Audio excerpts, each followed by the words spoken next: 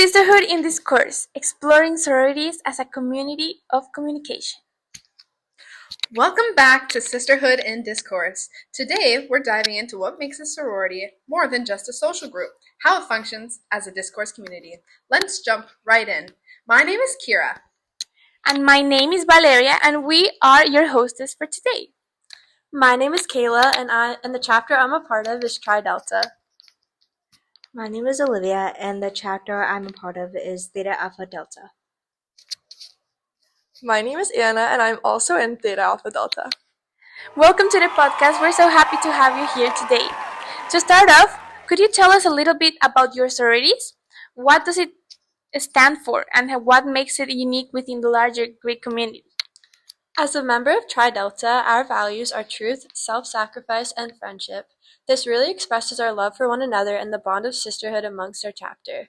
My chapter is unique because it is focused greatly on supporting and loving one another. Theta Alpha Delta is rooted in Christian values and fruits of the Spirit, such as love, joy, peace, patience, and gentleness. Our mission is to deepen our relationship with God and support each other spiritually and spread love through service. So some ways we do this is through serving each other within our community and also evangelizing and serving others outside of our sorority. Just like how Olivia said that Theta Alpha is really focused on our shared faith in Jesus, that really affects the events and the outreach that we do on campus, because instead of just being centered around like love or kindness, which is like a very universal topic in Greek life, it's clearly focused on spreading the love of Jesus, which means we do a lot of Bible studies, we hand out Bible verses on campus, we do worship nights, all that type of thing. We love to hear it. Each group sounds like a very rooted in their values, and it's nice to see. When we talk about a discourse community, though, we mean a group that shares a common language, goals, and forms of communication. How do you see that idea showing up in your sorority? According to Swales, the first defining characteristic of a discourse community is shared goals. This idea shows up in my sorority through our philanthropy. Our philanthropy is the charity St. Jude. Throughout the year, we have a variety of fundraisers and volunteer events to raise money for the children at St. Jude's Children's Research Hospital. As members of Tri Delta, our common goal is to help save lives of sick children going through treatment at St. Jude. Another characteristic that Swallows emphasized on was participatory mechanisms, and Theta Alpha embodies this through outreach events and weekly chapters. We reinforce our spiritual mission to spread the love of God and to just practice our faith within our sorority and outside of it as well. As Olivia has mentioned, that our shared goal in Theta Alpha is to get our girls closer to Jesus, and she mentions chapter. To go a little bit deeper into that, at chapter we do worship, which is obviously just a standard Christian thing to just pour out everything that we maybe felt throughout the week, and that definitely contributes to our goal of getting closer to God when we just spend intimate time with Him in song. Another thing we do at chapter is we hear a lesson, so we get to be spiritually poured into and walk away with a little bit more wisdom than when we walked in. That's great, guys. Thank you for sharing how the concept of discourse community shows in your sororities. Now, every community has its own lexis, words, phrases, or symbols that mean something special to insiders. What kind of language or expressions are unique to your sisterhoods? For my chapter, Tri Delta, the expression DLAM means Delta Love and Mine. This is a representation of the strong bond of sisterhood. When a sister is in need of support, love, or simply a friend, DLAM is an expression we will say or write to one another. We will often sign letters with the expression DLAM. DLAM is a national phrase that groups all national Tri Delta chapters together to allow all sisters to know you are loved and supported and you have a place to belong. A few words that are unique to Theta Alpha are AG, which means accountability group, and this is how we refer to our Bible studies. Rubies and pearls, which represent the girls, whether they are unofficial or already initiated. According to Kurtaka Faith, get excited people. Literacy and composition studies, sororities communication often relies in specialized rhetorical strategies that shared language allow members to construct a collective identity and reinforce belonging within a group. So in Theta Alpha, what this looks like in a few examples are words like AG, Ruby, and Pearl. These words carry out special meaning that only members really understand, and using them helps us feel more connected. We really appreciate all of your answers. So as you all know, rituals and traditions often play a huge role in shaping your identity, especially in your communities. Can you share how ceremonies, events, or traditions help build a sense of belonging among members? Something that we consider a ritual is something we participate in, which we call the hand squeeze. I consider this one of our most important rituals. It consists of all of us standing in unison, holding hands in a circle one at a time. We squeeze the hand of the person on our left. It is then passed around the entire circle until the squeeze returns to the last person. This helps build a sense of belonging because it is symbolizing you are part of Tri Delta and you are necessary in helping the squeeze reach the end of the circle. A tradition that is emphasized in Theta Alpha Delta is prayer night. It serves as a spiritual and emotional experience that can open the week with vulnerability and a shared faith, grounding participants in collective spiritual rhythm. It can also help others to just pray over each other and or to give it all to God. It's a tradition that happens every month, and it can open different topics and help just give everything to God. So it's a meaningful tradition that happens within Theta Alpha. So Olivia is like referencing the more of like the fun events that we do. Another example that's a little bit more like serious is our initiation and induction, which kind of represent the beginning and end of what we call Ruby period, which is when girls are sort of in the sorority, but they're not an official member. So that period starts with induction, where they go through a ritual that's very like serious and quiet, very secretive, and then at the end of their Ruby period, which is around 90 days, they do their initiation, which is a whole big thing to show that they are official member and that they're called to be different, and that being a part of Theta Alpha, they're set with expectations that what their new life will look like. Thank you very much for sharing with us all of these rituals and traditions. They all sound like very important parts of your discourse communities. Now, communications is key in any group. How does your sororities handle internal communication, like decision making, planning events, or resolving conflicts? According to John Swales, communication is an important part of the criteria that makes up a discourse community. My chapter, Tri Delta, communicates through an app called Flare. This app has a variety of group chats and even calendars that help keep us organized and help important announcements reach all members. Okay, we use GroupMe and iMessage to stay connected. We also meet weekly for chapters, which include a business portion to stay up to date with events in the sorority. We also stay connected through our daily interactions through fellow sisters. We interact and share our lives and information that's happening in our daily lives.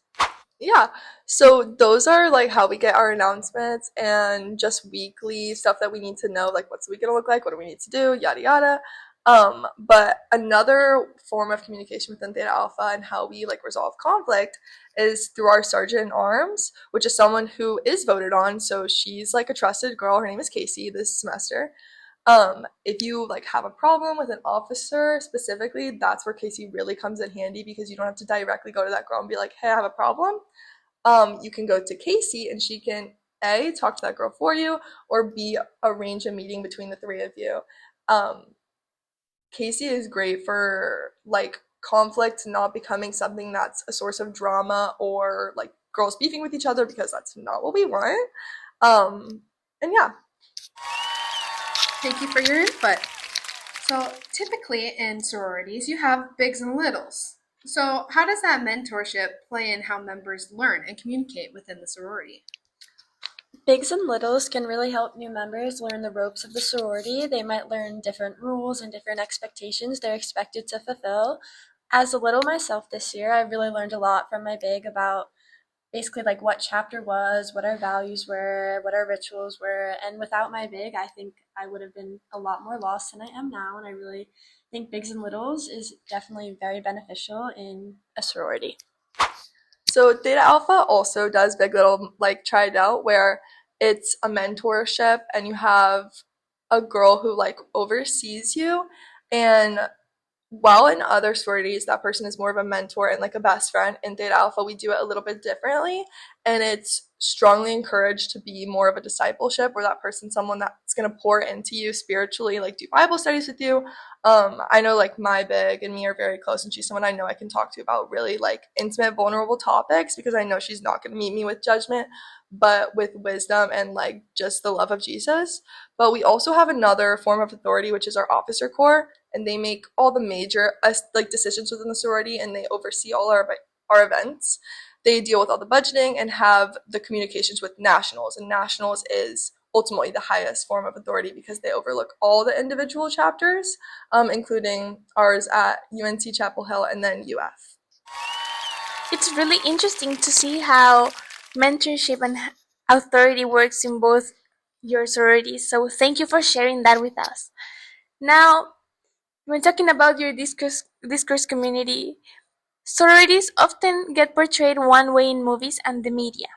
From your perspective, what are some misconceptions and how does your actual community differ? So the media often portrays sororities as shallow or exclusive, but in my experience with my sorority at Theta Alpha Delta, the depth is about spiritual, emotional, and communal like levels and senses. We pray, we serve, and we grow within our community, and we are bonded through our shared faith in God. And we are not exclusive just because we want to share the love of God and really just be open with each other. Root research challenges stereotypes by showing how sororities promote even professional development and personal growth. We also network within Theta Alpha, and we serve OCC, which is a children's church, and we really care for our community, and this kind of shows like to what extent we care, not just within not just our sorority, but also our community outside of it. Within your sororities, you typically have your community goals or your academic goals, which are a big part of Greek life. So, how does your sorority communicate those shared purposes and keep everyone aligned? Service goals are a really big part of Tri Delta. Everyone must be at every fundraising or volunteer event unless we have a very valid excuse, which must be sent in 2 weeks before. These events are always mandatory, and we are constantly motivated to do more and support our philanthropy in every way possible. We also often will have speakers come in from St. Jude and tell us the importance of helping the children going through treatment at St. Jude. And to touch on academic goals, every member of my sorority must keep a certain GPA in order to stay active in the chapter and participate in events. So we are also committed to service and scholarships as well. Outreach includes crafts or notes for evangelism, and we also participate in campus events and volunteer work. Our chapters reinforce these goals weekly, and as Mendy notes, religious discourse often reminds members of tested values, and that's exactly what our chaplain does as well. Our chaplain is our spiritual leader in our sorority. We also volunteer, as I said before, at the children's church to serve the community. And we also, like tried out, we have a maintained GPA of a minimum of 2.0. It's great to see how these shared purposes keep everyone aligned and in sync within your communities. Now, inclusivity and diversity have become really important topics in recent years.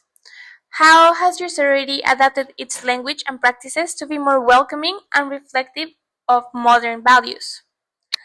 While we're faith-based, we also strive to be welcoming. Our interview process emphasizes authenticity and spiritual alignment, not perfection.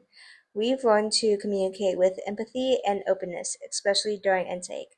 So the interview process asks each member why they want to be a part of the community and also what they think they can contribute. So we want to be able to welcome everyone and also maintain the safe place of the sorority.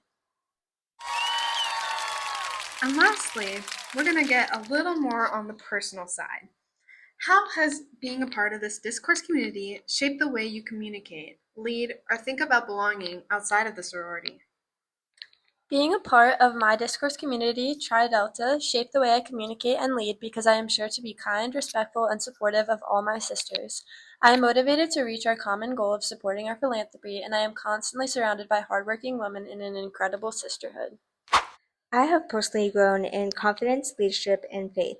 I've learned to communicate with purpose and compassion. As Elizabeth Wardle writes, people intact and negotiate identities in the world over time. Theta Alpha Delta has helped me shape mine through a shared language, rituals, and relationships. Theta Alpha has really strengthened my relationship with the Lord, and through my relationship with my big and seeing what a great disciple and mentor she was to me has really called me to kind of step up my own game spiritually. Because this semester I wanted to take littles, and so it was kind of just a moment where I was like, I really should be like stepping up. I'm held to a higher standard as a big. Like I need to kind of like get my life together a little bit so I can be an example and just a light to these girls. And so I like started really just reading my Bible every single day and like really growing my relationship with the Lord in order to pour into them. And so that's just been super great. And I've never felt like so much love and peace in my life until that. So yeah. Thank you very much for sharing today about your discourse communities and how you interact with them as part of this bigger purpose in your lives. Mm-hmm.